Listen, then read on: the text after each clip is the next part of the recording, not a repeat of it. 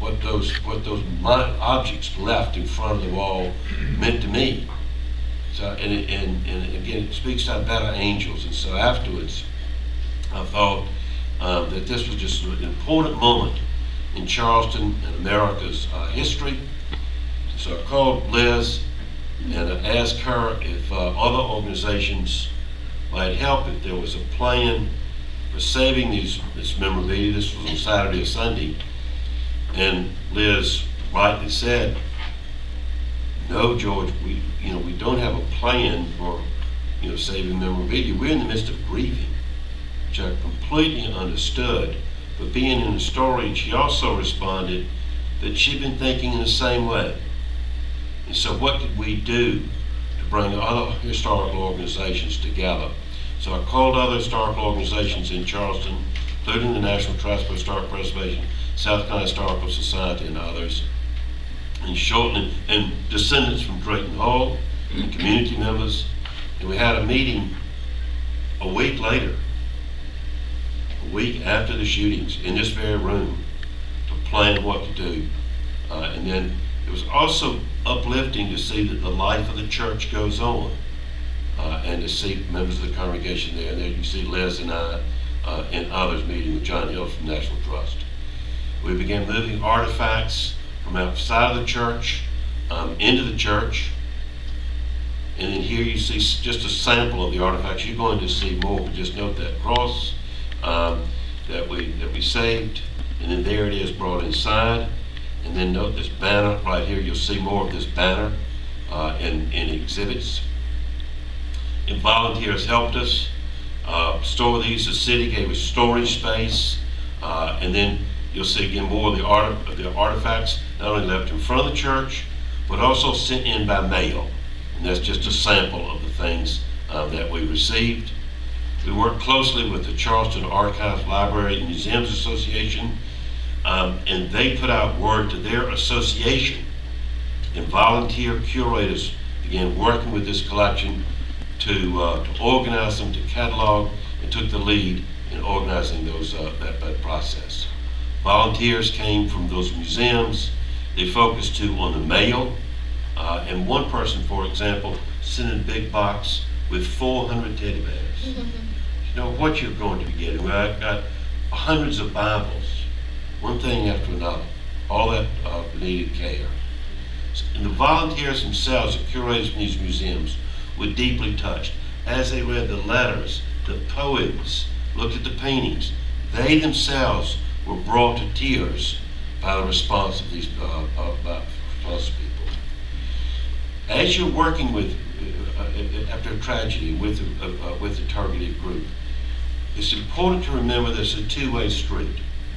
You're professionals and you're coming at it as professional. This group has been aggrieved in a way that you can't imagine, and they're going to have different priorities. So communication is very important. It's a two-way street, and that needs to be respected. And that's where we, as professionals with history museums, need to listen and learn from the targeted group and compromise. We work with a range of people on our memorabilia committee. There you see us, and this is Reverend Goff, who's minister of Mother AME, and there's Liz. And then here we are again at a planning meeting. We brought together a range of people from the community and from museums. Some of the lessons learned is that, caught us by surprise. We could have engaged in planning sooner. I recommend that sooner rather than later.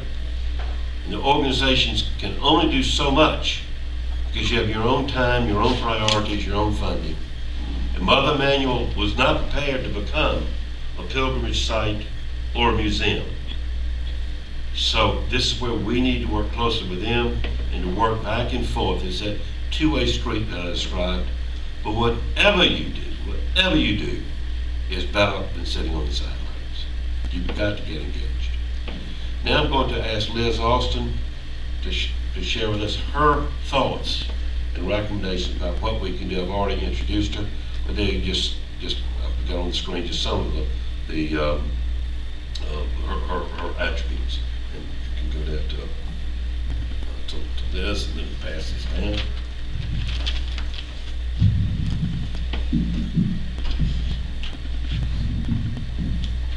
morning.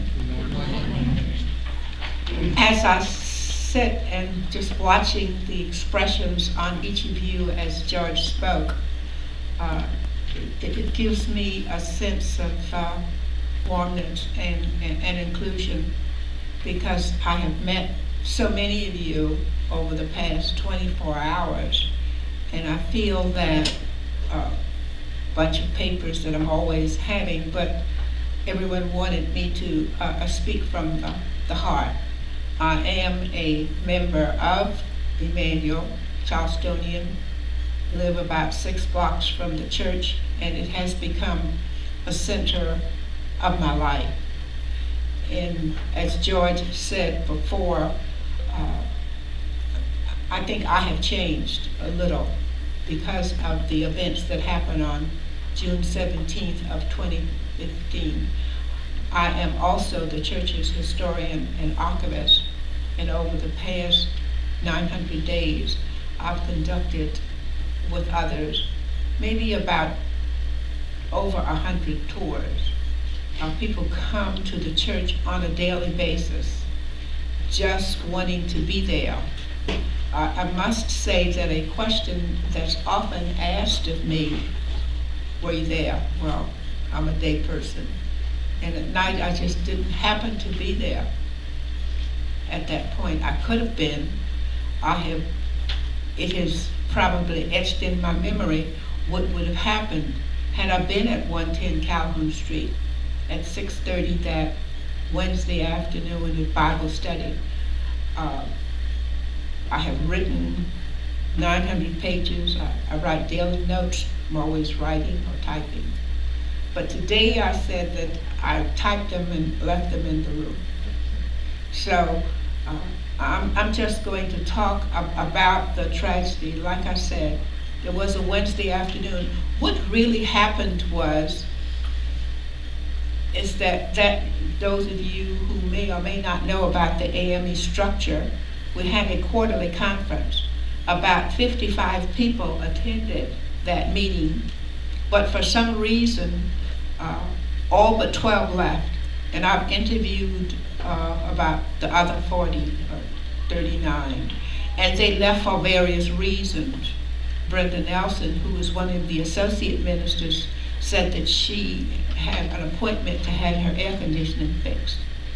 Ruby Martin, a lifetime member, and over the last month we've had commemoration of everyone who has been a member of the church for 80 years. So there's a lot of longevity, there's a lot of ancestry, there's a lot of history. But as I said, they left for various reasons. And one left because I had to take my medicine, or I had to go pick up my child.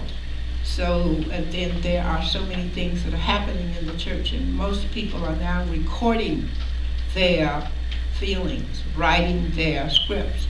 And in talking with George and Carol and Tony, even though I'm talking from a personal perspective, that there are things that museum people like you could do. I've spoken to a number of groups.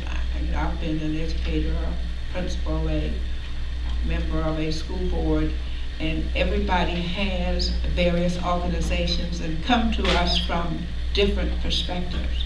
But getting back to that awful night, and we can talk forever about it. There are hundreds or thousands of pages that have already been written about what has happened. But you can imagine that, from what I understand, by interviewing two of the survivors and some of the people that left the sanctuary,